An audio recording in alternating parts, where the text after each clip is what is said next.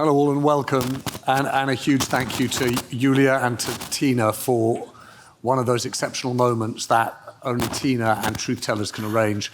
I'm James Harding, and we are billed as the finale, so the first thing is to say hats off to you. You made it this far. Thank you very much for sticking with truth tellers through this extraordinary day. We're going to end up trying to answer the question, can truth survive? Jeffrey Goldberg, the editor-in-chief of The Atlantic, Emily Maitlis, journalist and broadcaster, and of course co-host of The News Agents, and Ed Luce, the US national editor of The Financial Times. And I should also say, author of the upcoming book Zbig, the biography of Zbig Brzezinski. You should buy it.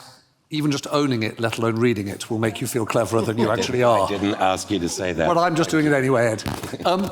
Let's start. The one thing that strikes me as we get towards the end of the day, Jeff, is that there's a risk that we've talked so much about truth versus politics that we probably haven't thought enough about truth versus tech. And the extent to which, while we're worried about an argument with Trump, while we're worried about an argument, if you like, with kind of Washington or authoritarian states, it might well be that Silicon Valley, AI, the new technologies are actually the greatest threat to what the public consumes when it comes to truth. Right. We're supposed to be uplifting in this last session. So I'll ask you for another question. You know, James Madison, who, one of the drafters of the Constitution, one of the authors of Federalist Papers, one of the great framers of American constitutional system, was extremely worried. The founders of the United States were very skeptical about human nature.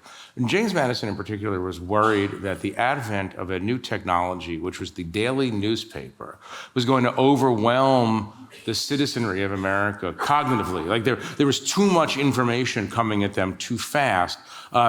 People would react emotionally. It would no time for mature reflection and self-restraint. And he thought that he actually thought democracy would not survive. It did survive. It didn't become what he thought it was going to be. The founders of the United States were warning against factionalism all the time. That's what we would call partisanship today. But Madison understood something that Mark Zuckerberg didn't understand, or Mark Zuckerberg had argued, and I don't know if he argued this for self-interested reasons or because he actually believed it, but he argued at the advent of this age that isn't it wonderful that now all human beings will be able to talk to each other all the time, instantly. No, it's not good. That's not a good thing. There's no time for thought anymore. There's just this flood of information, good information and bad information, very hard to disaggregate the good from the bad. We're only moving in one direction on this. I'm hopeful that we're at the very beginning of an adjustment period to this new technological and communications reality. And I'm very aware, I've thought about this a lot. You know, when the automobile was invented, the automobile manufacturers were deeply opposed to seatbelts, because they thought that putting seatbelts in signaled to the consumer that cars were dangerous. Yeah. So they were worried, oh no, there's something wrong with it. But eventually people get a mature understanding of the value and the dangers of automobiles. And I hope that we're heading to a phase in human history, at least in the United States, where people are beginning to understand the power of these technologies and the danger of these technologies. Now, with the imposition of AI, I'll stop here, but with the imposition of AI and the deep fakery, and an administration and a political movement, and this is not to say that the Democrats are so pure, but with the Republican Party as more or less a cult of personality surrounding Donald Trump, the chances of being overwhelmed by deep fakery grow every day. So you have the problem of overheated rhetoric, bad information, and actual fakery hitting you all at once. And going back to Madison, there's just a cognition problem. We can't do this. Our brains can't do this. Yeah, and now at an exponential rate. Emily, what do you make of all of this? Because I suppose there was a moment when the internet came along we would have sat in rooms like this, journalists, excited about the future. We'll be able to contact, we'll be able to fact check, we'll be able to distribute our journalism more widely and more quickly than ever before. 30 years later, it doesn't feel exactly that way. Now, at the dawn of a different technological age, how worried do you think we should be about what happens to truth? Someone who was thinking about this a long time ago, even before the internet, you mentioned Madison, was my example, Benjamin Netanyahu. And a little known fact about the Israeli PM is that when he was studying as a PhD student at MIT, he started his thesis on a project called The Power of the Computer to Change Political Communication. Oh. That was in 1976.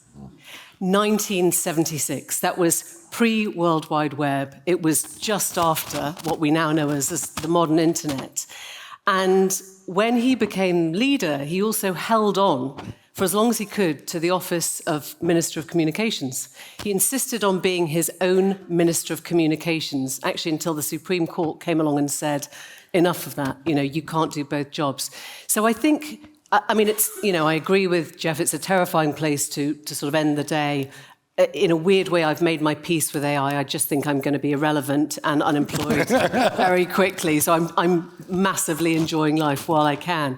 But I think that you have to listen to the people who are ahead of the game on this. Because what has Netanyahu done? He has essentially followed his own project for the last 3 decades in power, almost 4 decades in power, and understood not just that the computer is what sells your message, but the computer is what dictates the narrative that everyone else will read. And he got that so early.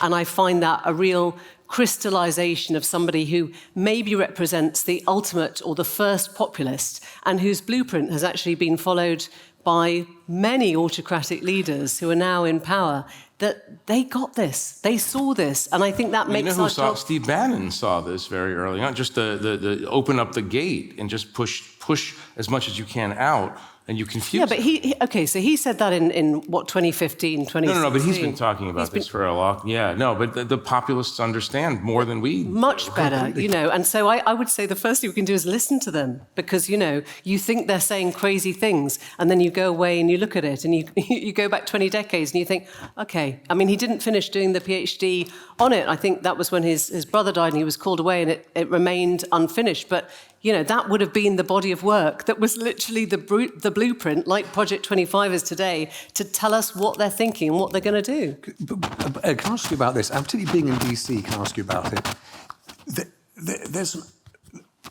When that Trump-Gaza video, the AI-generated Trump-Gaza video came out, I remember thinking, this is just going to frazzle our minds, because the line on truth has moved. Mm-hmm. And we don't quite know what to make of that. So I'm just intrigued, how do you feel about the impact of tech on just the business of political journalism in Washington? So, first of all, I don't feel like I'm part of a dying legacy media. It's a sort of open but dirty secret that Trump is quantitative easing for our profession. He's both a mortal threat to independent journalism, but also a sort of daily gift to it. And I think our challenge, talking, Emily and Jeff, both cited Steve Bannon, of when they're flooding the zone with shit, is to sift the shit from what is real. And I think of Trump really as the sort of clown in the clown act at the circus. The spotlight's on the clown, the children are entertained, and in the gloaming behind, so that they don't notice, all the scenery is being moved. And I think it's our job, it's outrageous when Trump, posts himself dressed up as the Pope. But he's trolling. He wants us to be outraged, and we are outraged, and his base is laughing. The joke is on the people who are outraged. Whereas at the same time, his, and I can't remember, maybe it was Jeff who mentioned, somebody mentioned it in an earlier panel, his kids, are going from Budapest to Belgrade to the Gulf states, setting up massive deals under our nose under our noses, and they have this thing, this crypto vehicle called World Liberty Financial, and the New York Times, by the way, has done very good reporting on this, to which the Emiratis have pushed through $2 billion. $2 billion of business. It's owned by Eric and Donald and by Steve Witkoff's son. This is all in the family, Zach Witkoff. This kind of thing, I think, if you can report it well and disseminate your reporting well and not get too diverted by the Pope, does outrage people when things are bad. People expect Trump to deliver. If he doesn't deliver, then they're ripe for being really quite struck by stories like this. But actually, Ed, just stick with that for a second, because it's an amazing thing. It's not corruption behind closed doors, it's corruption in a press release. Yeah. And what are they saying in that? They're saying that actually not only the rules on truth have changed, but the rules on integrity and ethics have changed. Yeah, I mean, we're at, there's that famous, Jeff will know this better than me, but the very famous moment when it wasn't Edward R. Murrow with his famous broadcast on CBS who brought Joe McCarthy down.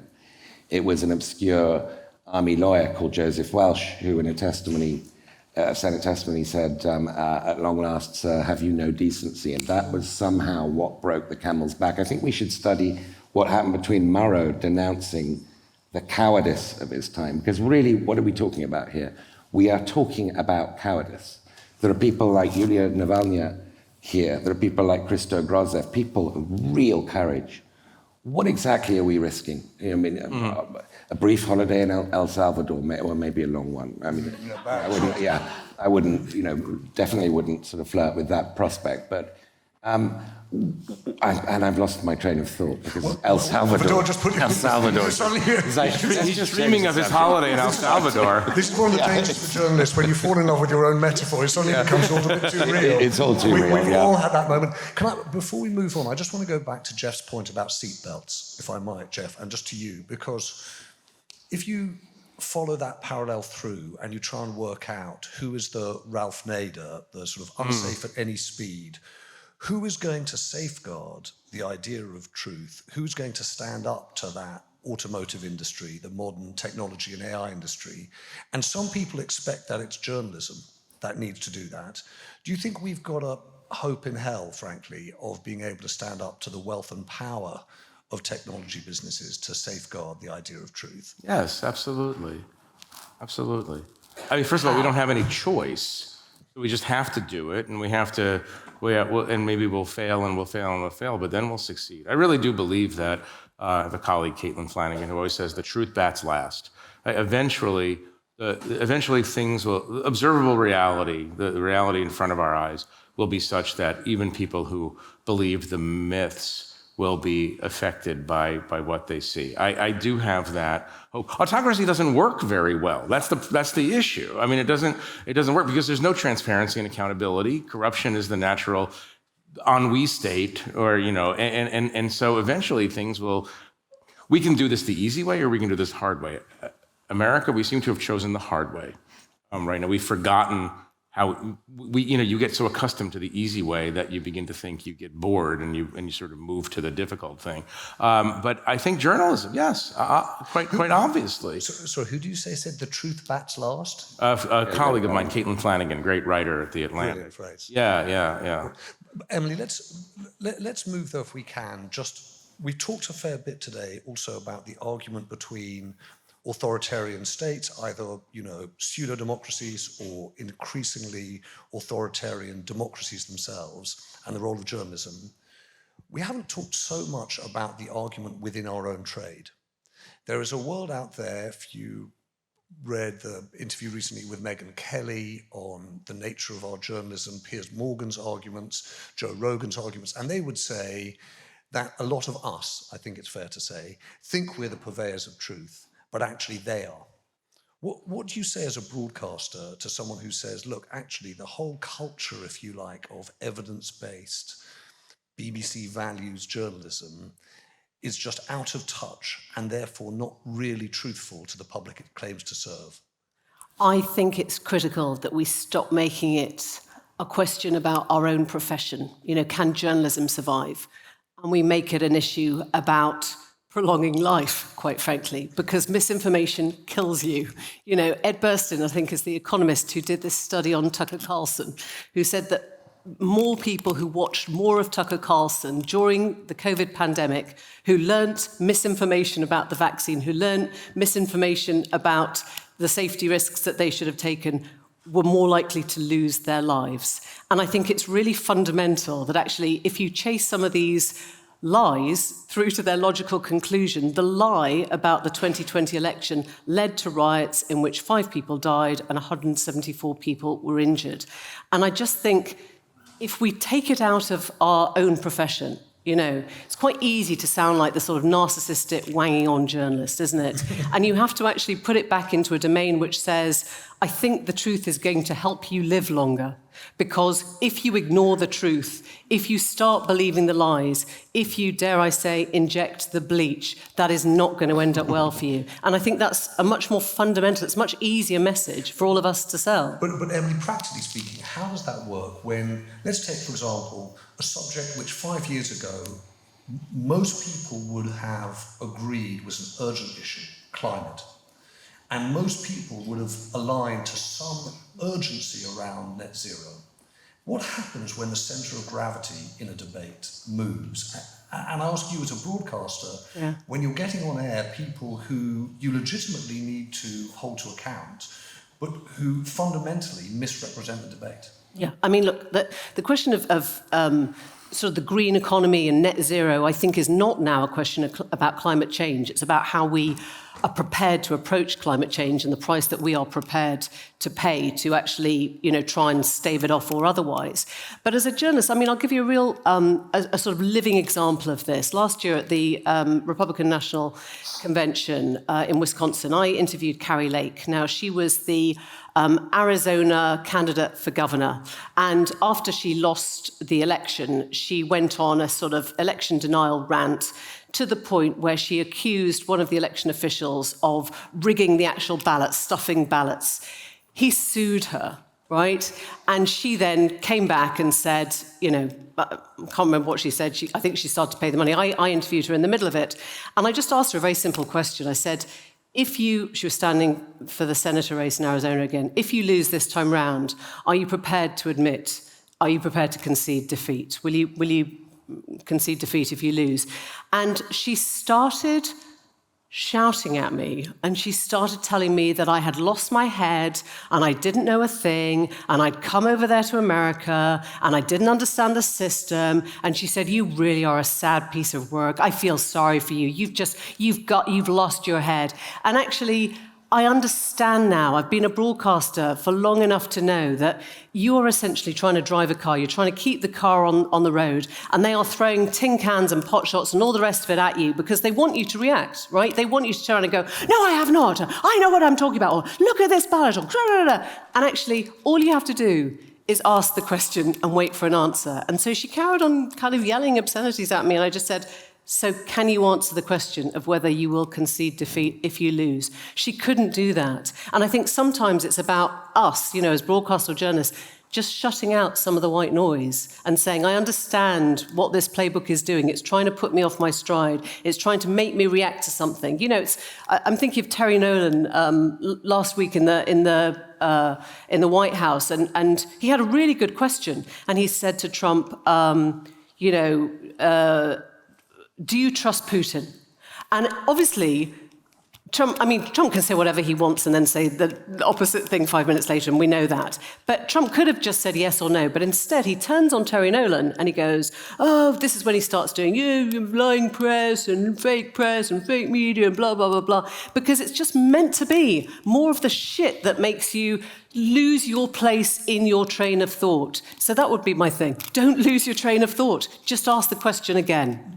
Ed, what's the risk that what Emily describes happens institutionally, that the FT or the Atlantic respond to the world of the Joe Rogan podcast, of GB News, and as they cater to their audience, the FT or the Atlantic, in effect, caters to the equally and opposite liberal one and moves, if you like, further in that direction?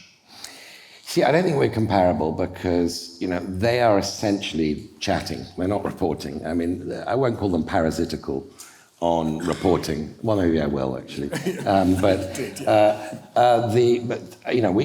have paywalls, unfortunately. I mean, and I'm constantly arguing with editors, can you make this piece free by me? Can you make that? Because I'm worth it. Make it free. And I understand that, there's no way we can fulfill our mission, and this is really about the mission of journalism today, unless we're solvent. So we have to have our heads above water in order to be heard.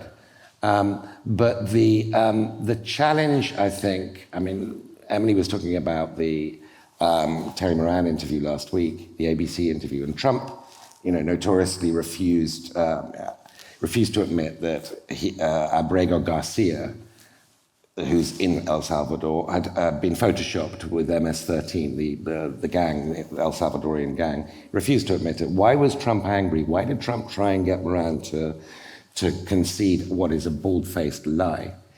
Because lots of papers that are on, the institutional paywall side have been reporting in extraordinary detail about Abrego Garcia. And it is broken through. It's broken through in opinion polls to Midwest, to places like Iowa, which do not, unfortunately, subscribe to the FT or the New York Times for the most part. But it's broken through. And it's broken through and harmed his standing, not just overall approval rating, but on immigration, his core issue, because Abrego Garcia is a human. And Stalin, famously said, one death is a tragedy, a million is a statistic. Abrego Garcia is a story that has been told well, and people have empathized. People who voted for Trump have empathized with him. And I think, that's not something Joe Rogan's podcast can do. They can talk about what professional news gatherers produce, and they can distort it, but we shouldn't respond to them by trying to be like them. We should respond to them by doing what we do better. And it will break out outside of the paywall. It'll spread if it's good. Jeff, as we come towards the end of this, when I joined the BBC, someone told me that the definition of a newsroom is a place where morale has never been so low. And yet, I wonder whether, as we come towards the end of this, it's actually worth picking up on Ed's point that true stories are spreading, that the truth does last, and if you look at whether it's the markets or courts, or if you like the latest, New York Times Siena opinion polls, actually the chaos and the fear is spreading, and the market, if you like, for truth is growing. So should we not actually, perhaps we could in the last few years have felt worried about journalism and the business of truth, but right now we should probably have a spring in our step, shouldn't we? I agree. People sometimes mistake that low morale for something dire. The truth is that we're trying to hire dissatisfied people to be journalists. If you go into journalism and you're satisfied, you'll look around as well. Everything seems fine. Really nothing to write. So you need people. I mean, it needs to be a constructive kind of dissatisfaction, but you have to go into this constructively dissatisfied and look and say, that's a problem. I think I shall try to fix that. And the way I'm going to fix that is find out what's actually happening. And I mean, I think that's a natural human urge. Again, I don't know, when you impose the cognitive changes caused by social media and whatever AI, whatever sort of horror or beauty is coming down the road from AI, I don't know how to impose that on this model, but I think what we do is age-old and natural. And there's a certain kind of person who wants to do it and a certain kind of person who sees something that they think ought to be better. I'm not arguing for an activist kind of journalism. I'm not arguing for the resistance. I'm arguing for, I'm going to use my journalistic talent to expose something that previously wasn't exposed. And then the rest of society should join. Look, this is not going to work well in America if the courts and the press and most importantly, the Congress. Congress has more or less abdicated its responsibility.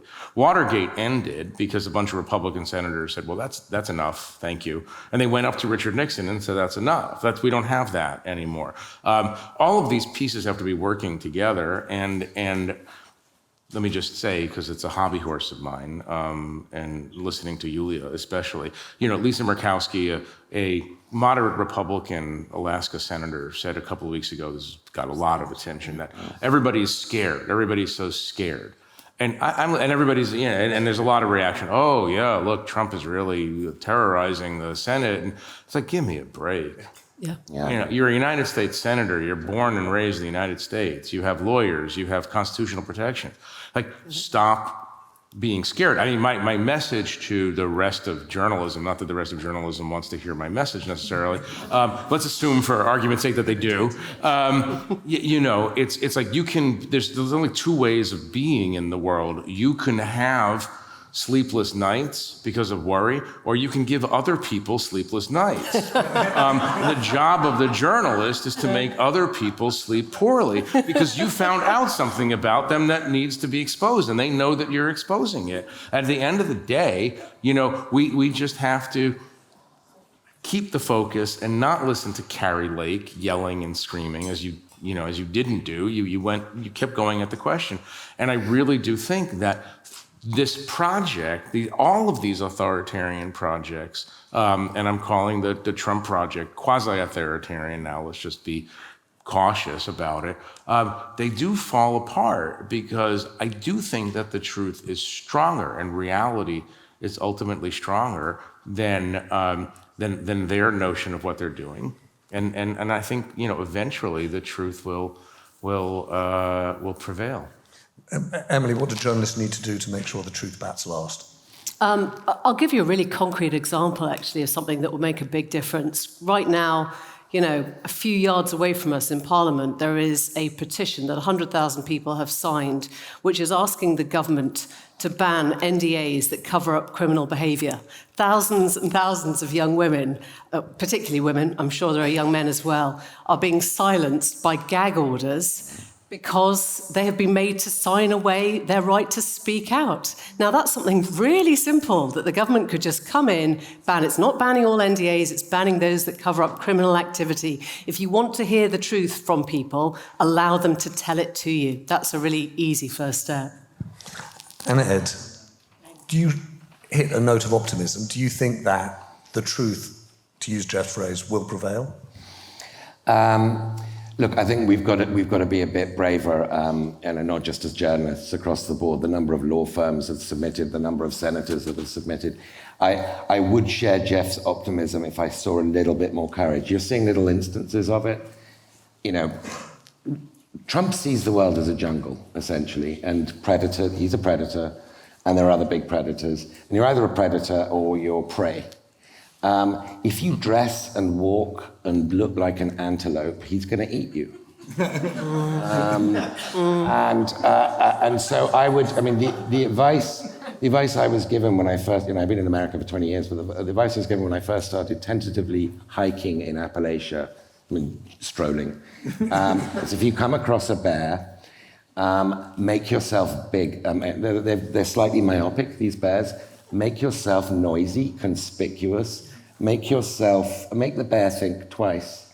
Now, the other piece of advice is don't go near her cubs. And that's where the analogy stops. I would report. Let's go after the cubs. Report on Trump's cubs to the hilt, because this is corruption under our nose. This is a potential golden era of journalism. There is so many stories, and most people would be outraged if they heard them. Yeah. Ladies and gentlemen, I think we end the day with a simple message. Let's try and make a few other people sleep a little less well in the nights ahead. Ladies and gentlemen, Jeffrey Goldberg, Emily Maitlis, Ed Luce.